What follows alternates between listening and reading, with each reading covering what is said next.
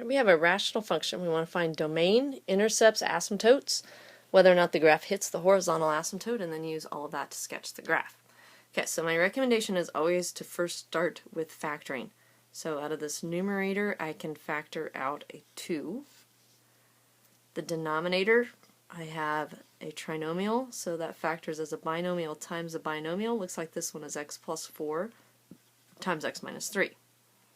Okay, now the x minus 3's will cancel to leave us with 2 over x plus 4.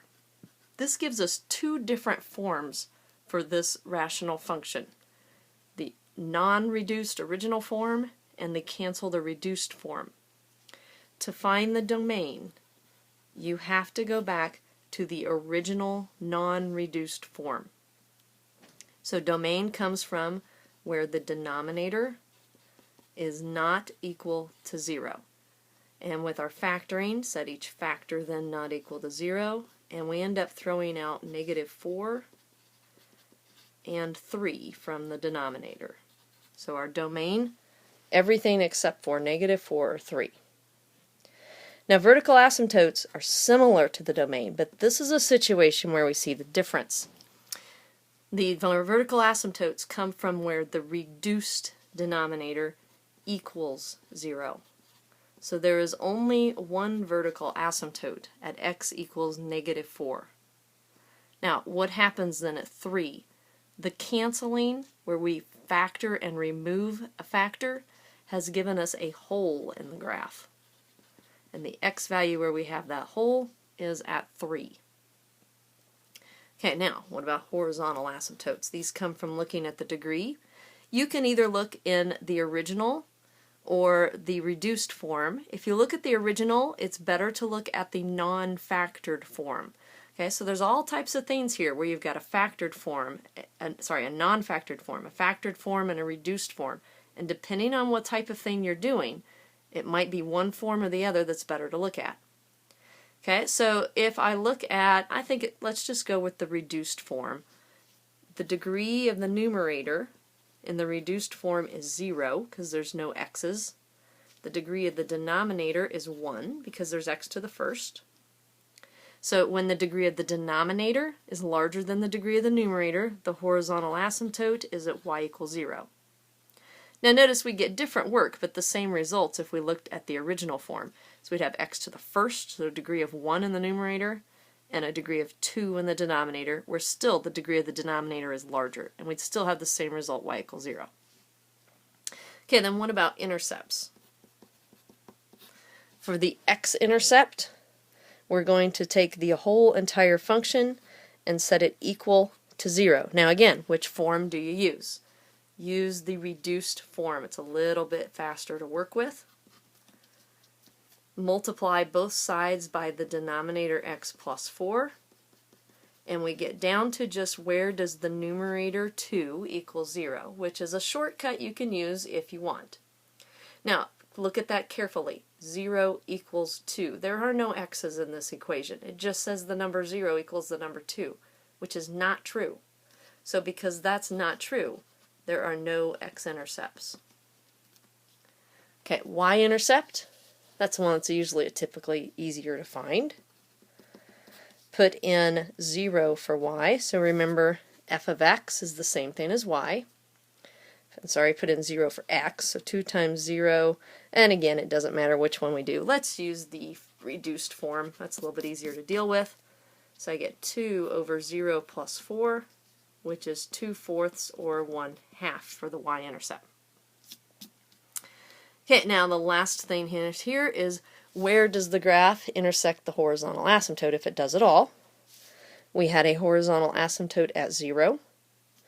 So to determine whether we hit the horizontal asymptote, I'm going to set 0 equal to my function. And again, I'm going to use the reduced form. Now notice that this is exactly the same thing as we did when we found the x-intercept. And we've already solved that. This had no solution. So this graph does not hit its horizontal asymptote. Okay, we're ready to tie this all together and look at the graph. Okay, let me first put a few things on here of what we had.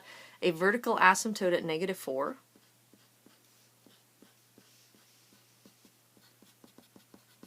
kind of missed my mark a little, but that's okay, a horizontal asymptote at 0, which that's the same thing as the x-axis. Remember, asymptotes should always be graphed as dashed lines. There was no x-intercept, and I have a y-intercept at 1/2. Okay, so that is the point 0, 1/2.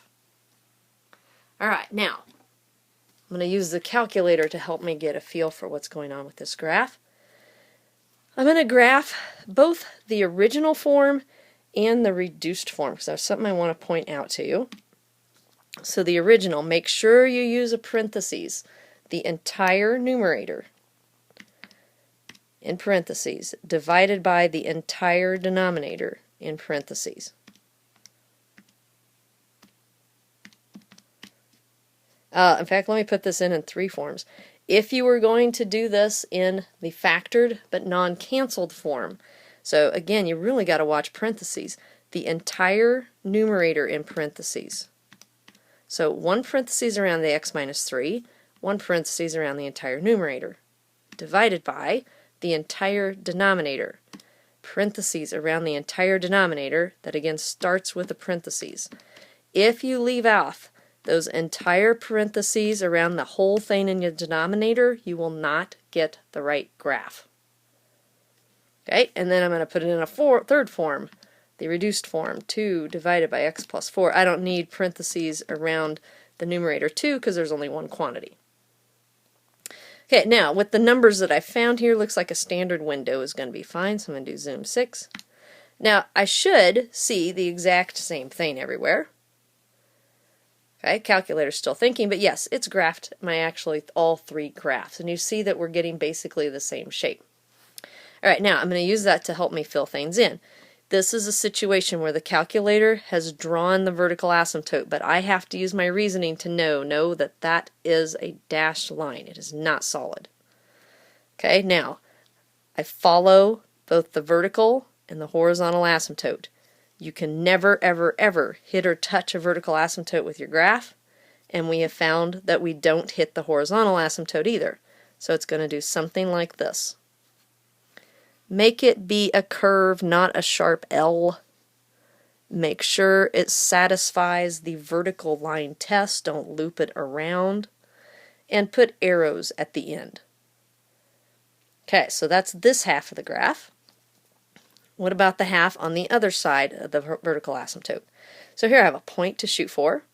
I'm going to follow the vertical asymptote, follow the horizontal asymptote. I'm not going to hit the horizontal asymptote, and I never, ever, ever hit a vertical asymptote. So this side is going to look something like this. Again, make it curved, don't make it pointy.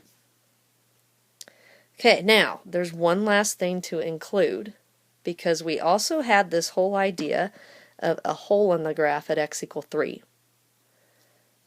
So at x equal 3,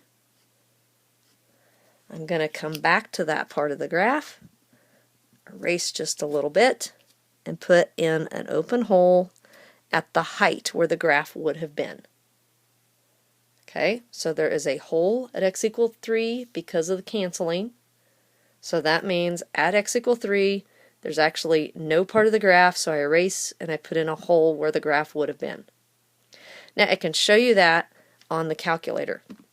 Because remember, I put this in the calculator in 3 different forms, the original, the factored, and also the canceled.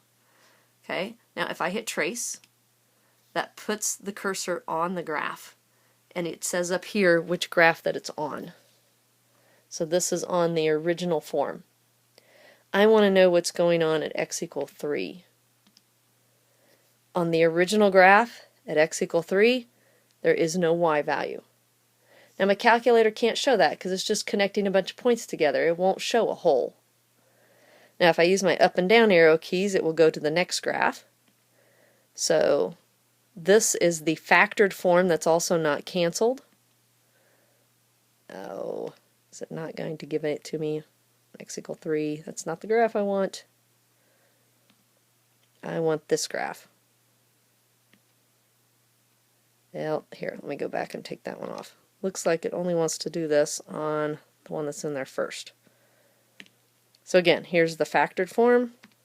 When x equals 3, nothing in the graph.